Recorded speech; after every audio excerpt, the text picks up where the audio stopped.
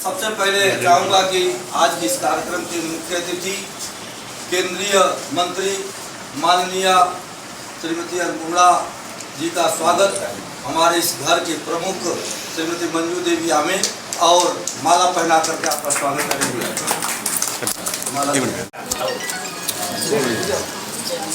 वहीं रखे और सबको हम बोलते रहते हैं। स्वागत के अगले क्रम में श्रीमती सुमन जायसवाल जी आप भी आवे और केंद्रीय मंत्री जी का स्वागत अभिनंदन बंधन माला पहनाकर करें। तालियां से स्वागत, तालियां बजाकर स्वागत के इस क्रम में मधु जायसवाल जी, श्रीमती मधु जायसवाल जी आपका भी आप स्वागत कर रही हैं। आप स्वागत के अगले क्रम में मैं चाहूँगा कि जो लोग जिलों का नाम मैं ले रहा हूँ तो लोग आवे और पुष्प गुच्छ जो है देंगे। सर्वप्रथम मैं चाहूँगा कि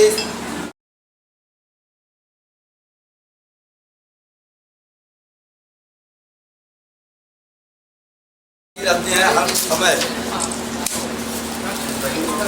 हम सभी डॉक्टर रामगोपाल गुप्ता जी के आवास पर हम सभी उपस्थित हैं, तो सबसे पहले डॉक्टर साहब को, उनके पूरे परिवार को धन्यवाद। साथ ही साथ आज के कार्यक्रम में उपस्थित जिलाध्यक्ष प्रवीण जी, आदरणीय देवेंद्र जी, आदरणीय मुन्ना जी और सभी सम्मानित मऊ शहर के सभी प्रतिष्ठित व्यवसायी, विभिन्न क्षेत्रों से अपनी उपलब्धि हासिल करने वाले सभी प्रतिष्ठित और भारतीय जनता पार्टी के सभी सम्मानित पदाधिकारियों, प्रेस मीडिया के सम्मानित साथी। जैसा कि पहले आप सबको बताया जिलाध्यक्ष जी, ये भारतीय जनता पार्टी की ओर से माननीय प्रधानमंत्री जी के नेतृत्व में जो 9 वर्ष पूर्ण हुए हैं, भारत सरकार के 9 वर्ष सफलतम 9 वर्ष पूर्ण होने के परिप्रेक्ष्य में पार्टी की ओर से ये अभियान के तौर पे कार्यक्रम चलाया जा रहा है 30 मई से लेकर 30 जून तक। और इसी कार्यक्रम के तहत विभिन्न श्रेणी के लोगों के साथ मुलाकात, उनसे बातचीत और जो माननीय प्रधानमंत्री जी के नेतृत्व में ये 9 वर्ष हुए, 9 वर्ष के परिप्रेक्ष्य में जो काम हुए हैं भारत सरकार के माध्यम से, उस पर चर्चा करने के लिए मुख्य रूप से ये आप सभी विशिष्ट जनों से संपर्क का ये कार्यक्रम है।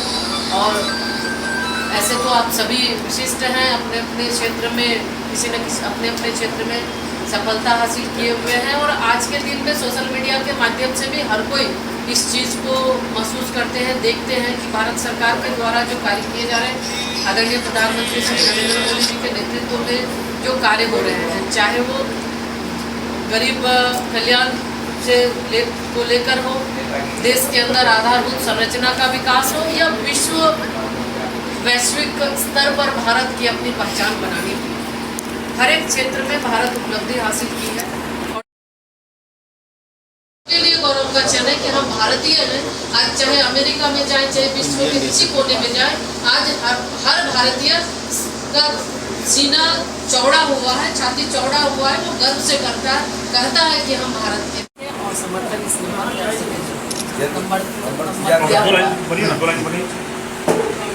दो लाइन बनी तो फोटो है, 2024 में फिर से भारतीय जनता पार्टी की सरकार बने, इस पे आप सब लोगों का सहयोग और आशीर्वाद ओके बाबू, ठीक है, धन्यवाद। अभिषेक पानी ले आओ। पीछे बहुत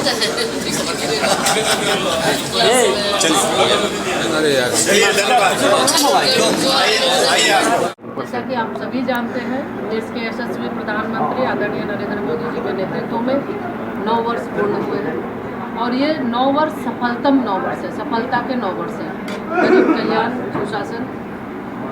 और इसी के तहत पार्टी ने यह तय किया है कि विभिन्न श्रेणी के लोगों के साथ मिलकर ये जो 9 वर्ष का सफर रहा है कैसा है उनसे चर्चा करें और आगे के लिए भी उनसे समर्थन के लिए हम आग्रह करें। तो इसी क्रम में आज डॉक्टर रामगोपाल गुप्ता जी के यहाँ हम सभी आए। यहाँ डॉक्टर साहब हैं, उनके पूरे परिवार के साथ साथ विभिन्न क्षेत्र के जो प्रसिद्ध व्यवसायी हैं इस मऊ जनपद के, सभी उपस्थित थे और सभी से इसको लेकर चर्चा हुई और जिस तरह से देश के यशस्वी प्रधानमंत्री जी ने आज भारत का मान विश्व के पटल पर बढ़ाया है। आज भारत के अंदर जो युवाओं के मन में नकारात्मकता थी 14 के पहले, उसको एक सकारात्मकता के रूप में उन्होंने प्रदर्शित किया है। और आज यही वजह है कि आज भारत छलांग लगाकर 5वीं सबसे बड़ी अर्थव्यवस्था बनी है। तो इसमें देश के अंदर एक अच्छा वातावरण, एक अच्छा माहौल आया है। युवाओं के अंदर बहुत ही सकारात्मक सोच आई है। युवा रोजगार देने वाला बन रहा है, और जिसके तहत भारत सरकार के माध्यम से माननीय प्रधानमंत्री जी हर एक क्षेत्र में, चाहे वो महिला है, किसान है, मजदूर है, नवयुवक है, हर लोगों के लिए योजना बनाकर काम कर रहे हैं। और इसी को हम जन जन तक पहुंचाने का निर्णय भारतीय जनता पार्टी के एक एक कार्यकर्ता ने लिया है, और इस कार्यक्रम के माध्यम से हम लोगों तक। गठबंधन को लेकर बिहार में सभी दलों की बैठक हुई है, क्या लगता है कितना असर पड़ेगा 2024 में? बहुत बार इस तरह के बैठकें हो चुकी हैं, सबको पता है।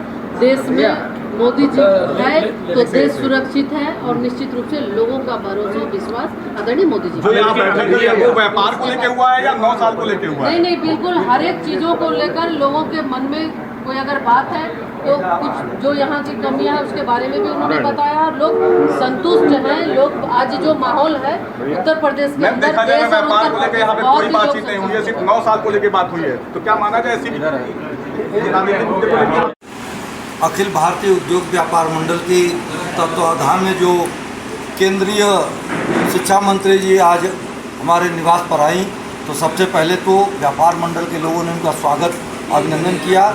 उसके बाद मऊ नगर की समस्याओं के ऊपर एक ज्ञापन जो है शिक्षा से संबंधित दिया गया, जिसमें सर्वप्रथम तो ये मांग किया गया कि आज मोदी सरकार ने शिक्षा के क्षेत्र में विकास की धारा के लिए कितना बड़ा प्रचार दे रही है, और चल भी रहा है विकास, लेकिन मऊ जनपद इससे बहुत ही अछूता है। आज भी मऊ जनपद की शिक्षा की स्थिति यही है कि 19वीं सदी के हिसाब से विद्यालय चलते हैं, और उसी हिसाब से शिक्षा भी मिलती है। पूरे मऊ जनपद में एक भी कहीं इस तरह का स्थान नहीं है जहाँ की व्यक्ति CBSE से या और किसी भी शिक्षा संस्थान से और उच्च शिक्षा प्राप्त कर सके। कितने सूत्री ज्ञापन था? 5 सूत्रीय ज्ञापन दिया गया, जिसमें सबसे पहले यही मांग किया गया कि मऊ जनपद में एक केंद्रीय विश्वविद्यालय की स्थापना की जाए, जिससे कि शिक्षा की ज्योति घर घर पहुंच सके। दूसरा मांग ये किया गया था कि मऊ जनपद में टेक्निकल हो या एग्रीकल्चरल हो, इस तरह का कोई भी विद्यालय नहीं है। इसलिए बच्चे जो हमारे नोएडा और बाहर जा कर के BTech और डिप्लोमा कर रहे हैं, लेकिन उसके लिए अगर मऊ में आज वो सुविधा रहती तो संभवतः और बहुत से गरीब परिवार के लोग भी उस शिक्षा से जो है अपना पा सकते थे। तो वो शिक्षा से वंचित न हो, इसलिए टेक्निकल और एग्रीकल्चरल दोनों तरह के विद्यालयों की मऊ जनपद में स्थापना की जाए। और तीसरा, मऊ जनपद के विकास की बाधक सबसे बड़ा जो हमारे रेलवे क्रॉसिंग की समस्या है उस पर मांग की गई, और व्यापार मंडल लगातार देश और प्रदेश दोनों स्तरों पर ये मांग कर रहा है कि मऊ जनपद में जो रेलवे क्रॉसिंग वो दिन भर में 48 बार खुलता है और बंद होता है, जिसके कारण कोई भी व्यक्ति मऊ शहर में व्यापार के लिए, चाहे खरीदने के लिए या बेचने के लिए, किसी भी स्थिति में आने के लिए आना नहीं चाहता है।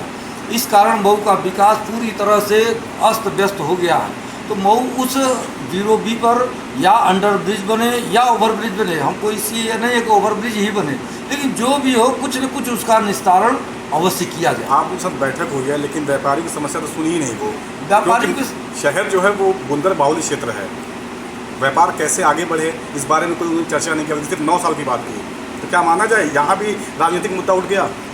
बात तो सही है आपका कहना से, लेकिन उनके विचारों के विपरीत हम सब लोगों ने अपनी बातों को रखा। सबसे पहले तो मौखिक रूप से रखा गया। चल नहीं पाए मंत्री के आगे? नहीं, चलने की बात ये है कि उन्होंने समय की बाध्यता जो दिखलाया कि आज हमने केंद्र सरकार में माननीय मोदी जी के जो उद्देश्यों को लेकर के जो चली हैं, उन्होंने बोला कि अगर हम इस तरह से ज़रा समय लगेगा तो हम हर जगह नहीं पहुंच पाएंगे, इसलिए उन्होंने कहा कि लिख करके दे दीजिए। कुल मिला के उनके हिसाब से व्यापारी सम्मेलन नहीं था, बल्कि मोदी जी के 9 साल के कार्यकाल को बताना था। नहीं, ये बात ये तो सही, तो रोज बताया जा रहा है। व्यापारी कम नेता ज़्यादा दिखे यहाँ पर, आप खानापूर्ति की गई। व्यापारी कम नेता ज़्यादा दिखे यहाँ पर। नहीं, यहाँ पर सारे व्यापारी थे, बाद में उनके साथ जो लोग थे वही नेता थे। हमारे यहाँ तो जो जितने पत्रक भी थे, दिए उस पर क्या आश्वासन क्या मिला है?